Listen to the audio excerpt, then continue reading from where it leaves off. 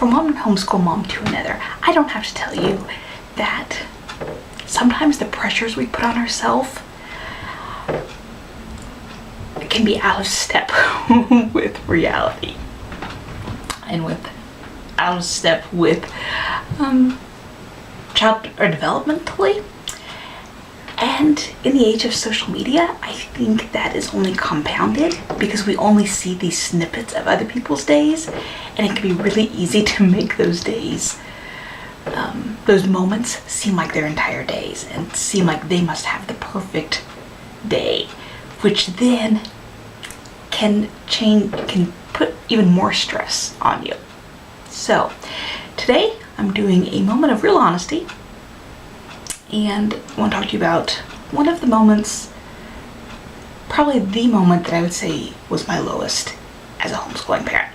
I was reminded of this today because we were doing Matthew's first language lessons. He loves this grammar book. Actually, all my kids did, and I love it.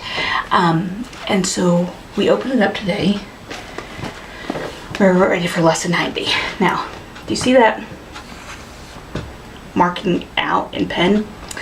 Matthew asked, "Oh, did someone do that?"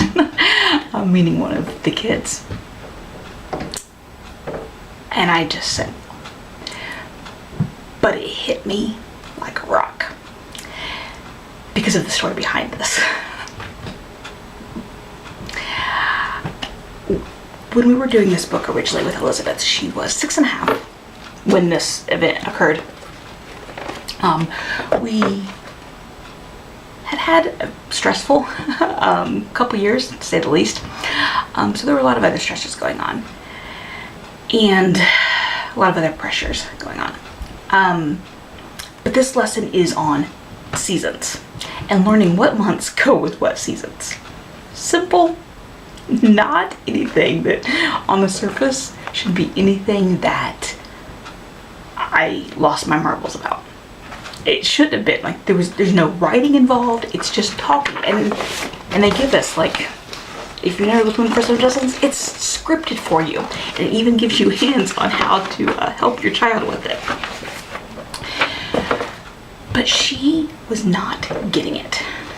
First day we did it, she didn't get it, so I just closed it up, said we'll attempt it again. Next day, still didn't get it. I was feeling a little more frustrated with it.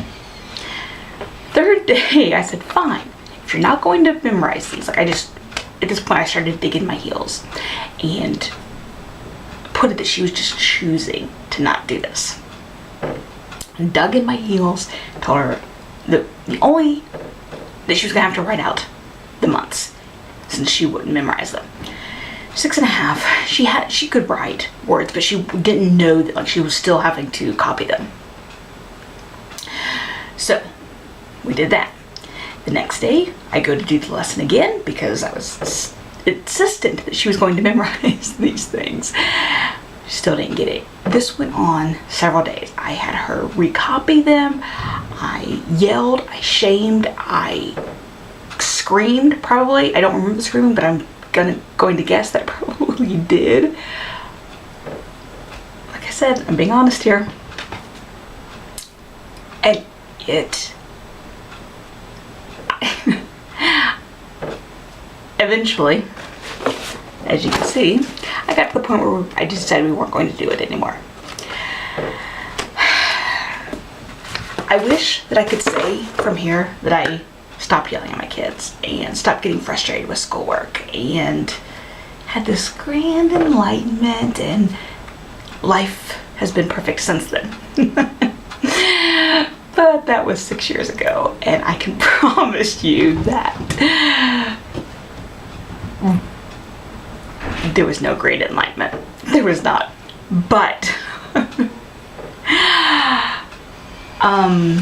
I did learn from this incident, and as time went on and I had distance from it, I learned, I had the ability to see the situation better. So here's what I'm going to share with you and what I learned from it. Number one, kids will learn. She is not going to grow up thinking that, in North America, that December is a cold month in the summer. And she's going to figure out that July is not a cold, did I say that right? That December is not a hot month in the summer, and that July is not a cold month in the winter. She's not going to. Why? Speaking in a neurotypical situation, kids are going to learn. They're just things, even if you don't physically teach it to them, in the school setting, they are just going to pick it up. So that's my first thing. They will learn. Number 2 is that memorizing isn't everything. I tried to force her to memorize all that, but she's 6.5, and you could bet that there were going to be times after that even if we'd memorized it, she was still going to ask or mix it up, whether it was about the months of the year or whatever. And that's okay. Yes, it's great for them to learn these things, but how many times do adults even forget something that they've learned? I don't keep it all up in my mind at all. And my last thing I've learned from it was that when I start to dig in my heels, I need to step back. I need to evaluate what else is going on. Are there outside pressures? Is there something else in the schoolwork that in our school day that I am stressed about? In this case, I had a 1-year-old and a 3-year-old, newly 3-year-old, when that was going on, and I was really concerned about her reading. So in our school day, I had those other pressures that were going on, not to mention everything else. So when I dig in my heels on something and get really frustrated, it's a good sign to me that maybe that's what I'm really concerned about, but chances are that there's other things going on. And so I need to step back and deal with whatever else, evaluate what else is going on, so that I can have proper insight and proper handling of the situation that I think is the problem. So that is kind of a little backstory to one of my lowest moments in homeschooling and what I learned from it. To all of you, I hope that what I learned might help you. And I also just want to emphasize that these days are hard and homeschooling is tough. It is so hard. When you add in multiple kids and multiple stages and such, it can be a real challenge. But I want to encourage you to keep with it, because I can look back on these past 6 years since this happened and see how much my daughter is flourishing now. And that while a lot of my concerns were valid, they weren't everything, and they weren't going to stop us. So be encouraged. Know that in the moment it feels like the most frustrating thing, but you can get past it.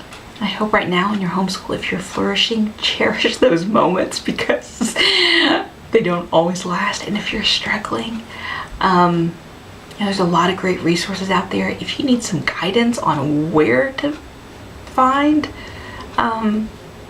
help, leave me a comment below or send me a message. I'd like to be able to help you if I can. That's all I really have for you today. Thanks for watching.